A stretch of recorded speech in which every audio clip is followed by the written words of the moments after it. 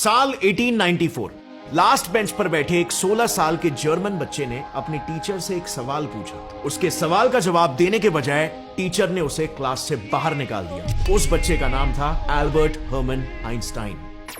अब आइंस्टाइन उस वक्त क्लास के बाहर तो चले गए, लेकिन उनके दिमाग में वो सवाल फिर भी घूमता रहा। सवाल था कि लाइट के स्पीड से भागने पर दुनिया आखिर कैसे दिखाई देगी। अब सुनने में ये काफी बचकाना सा सवाल लग रहा है, राइट? जैसे कि लायन और टाइगर में कौन जीतेगा। लेकिन यही बचकाना सा सवाल न्यूटन जैसे जीनियस साइंटिस्ट के पूरे ग्रेविटेशनल थियरी की ही नींव को हिलाकर रख देने वाला था और फिजिक्स की सबसे ग्राउंड ब्रेकिंग थियरी रिलेटिविटी को जन्म देगा। सो आखिर कैसे आइंस्टाइन ने सिंपल से सवाल को एक पूरे न्यू कॉन्सेप्ट वाले थियरी में बदल दिया, और आइंस्टाइन को न्यूटन की थियरी में ऐसी क्या खामियां दिखाई दी जिसकी वजह से जो थियरी 200 सालों तक हर कोई भगवान की वाणी की तरह मान रहा था वो गलत साबित हो गई।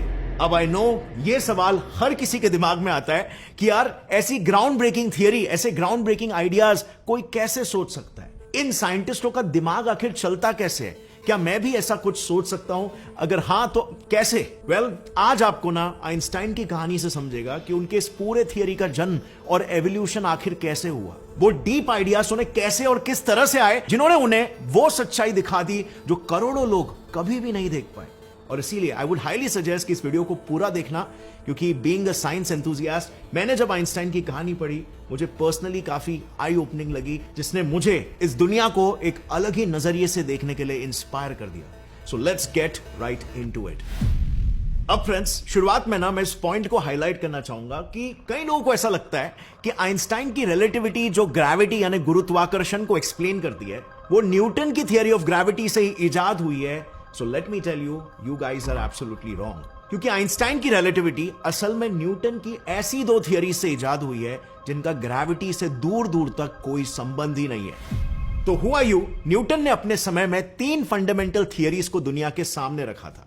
पहली थियरी ग्रेविटी, जिसके मुताबिक 2 बॉडीज जिनमें भी मास है वो एक दूसरे को अट्रैक्ट करते हैं।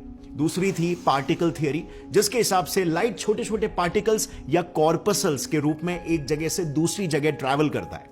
और तीसरी थी रिलेटिविटी। यस, न्यूटन ने भी रिलेटिविटी की एक थियरी दी थी।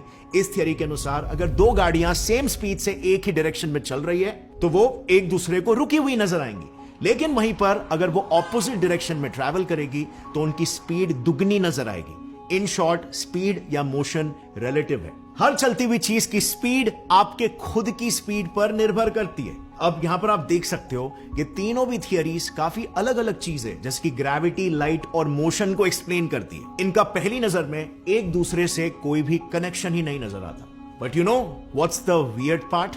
ये तीनों भी अनरिलेटेड थियरीज आइंस्टाइन के समय तक आते आते कंबाइन होकर आइंस्टाइन की रिलेटिविटी को जन्म देने वाली थी। दरअसल इन तीनों थियरीज को कंबाइन होने की शुरुआत साल 1678 में ही हो गई थी, जब डच फिजिसिस्ट क्रिश्चियन ह्यूगेंस ने न्यूटन की लाइट कॉर्पस्कुलर थियरी को चैलेंज किया। न्यूटन के हिसाब से लाइट कॉर्पसल्स यानी कि छोटे पैकेट्स ऑफ एनर्जी के रूप में ट्रैवल करती है, पर ह्यूगेंस के हिसाब से लाइट एक मीडियम से दूसरे मीडियम में जाने पर बेंड होती है और इसीलिए उसे पार्टिकल नहीं बल्कि एक वेव के रूप में ट्रैवल करना चाहिए। लेकिन क्योंकि ह्यूगेंस के पास उस वक्त अपनी थियरी को प्रूफ करने का कोई एक्सपेरिमेंटल एविडेंस नहीं था, इसीलिए उनकी थियरी को अगले 100 सालों तक किसी ने भी एक्सेप्ट नहीं किया।